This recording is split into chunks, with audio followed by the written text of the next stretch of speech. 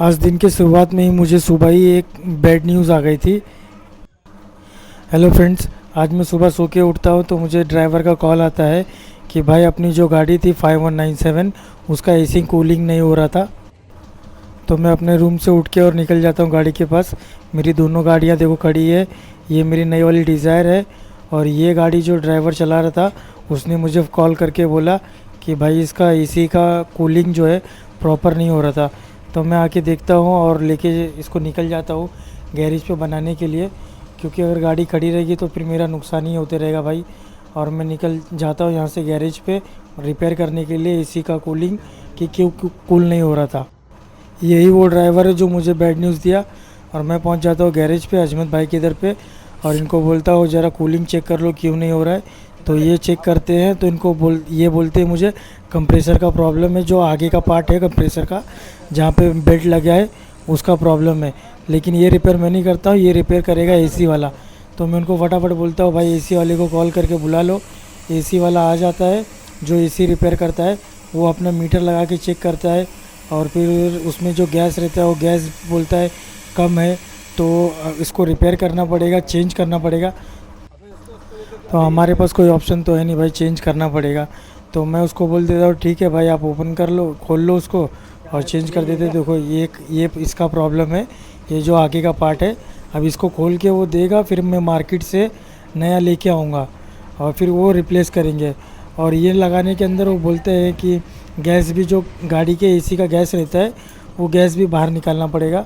और ये देखो ये है आयरन मैन का हथियार है, जो आपने स्पाइडरमैन देखे रहेंगे ना, स्पाइडरमैन में रहता है वैसा सेम दिख रहा है वो एकदम, 3 दांत उसका पकड़ने के लिए हाथ का।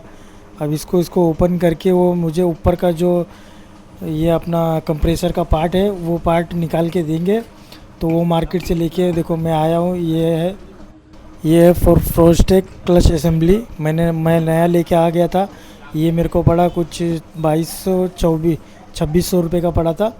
तो वो लेके आया भाई ने, मैकेनिक ने उसको फिट करके और वापस से यहाँ पे बैटरी में डायरेक्ट लगा के चेक कर रहे थे पहले। तो मैं डर रहा था कि उसमें करंट ना उतरे या करंट मुझे ना लग जाए, इसके लिए मैं फटाक से हाथ लगा के और हटा ले रहा था। फिर ये भाई इसको फिट करने लगते हैं और देखो आप दिख रहा होगा यहाँ से आपको कि उसको वहाँ पे खाली बोल्ट से रोके है। अब उसका बोल्ट जो है उसको टाइट करेंगे, टाइट करने के बाद उसके ऊपर बेल्ट चढ़ा देंगे। बेल्ट चढ़ा के हो जाता है तो उसके बाद ये भरेंगे मतलब गैस, जो एसी का गैस होता है वो गैस भी निकाल दिए थे तो वो गैस रिफ़िल करेंगे। तो इनका बोलने का मतलब 450 ml का रहता है ये, और पूरा फटाक से मतलब 10 सेकंड भी नहीं लगता है, 10 सेकंड का 5 सेकंड भी नहीं लगता है, तुरंत गैस उसमें इंस्टॉल हो जाता है। फिर उसके बाद जब वो गाड़ी चालू करने बोलते हैं, गाड़ी चालू करके फिर मैं एसी चेक करता हूँ कूलिंग दे रहा है या नहीं दे रहा है। तो मैं देख रहा था कूलिंग प्रॉपर हो रही थी अभी जब रिपेयर करने के बाद। फिर मैं आगे से देखता हूँ कि कहीं ये गैस निकाल तो नहीं रहे वापस से, या पूरा इंस्टॉल किए कि नहीं किए। फिर जाके वापस से मैं कूलिंग चेक करता हूँ, देखता हूँ कूलिंग बराबर हो रहा है।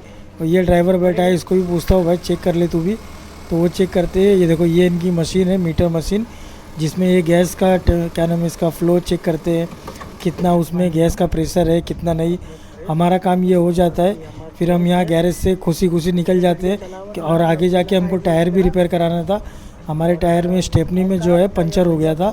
तो यहाँ से निकलने के बाद हम चले जाते सीधा पंचर वाले के पास, क्योंकि स्टेपनी हमेशा ठीक ठाक रहना चाहिए भाई, नहीं तो आगे जाके दिक्कत देती है। अगर कहीं हमको कुछ तकलीफ़ हुआ तो कोई वहाँ पे मदद करने वाला तो रहता नहीं है। हम पहुँच जाते हैं इरशाद भाई के पास।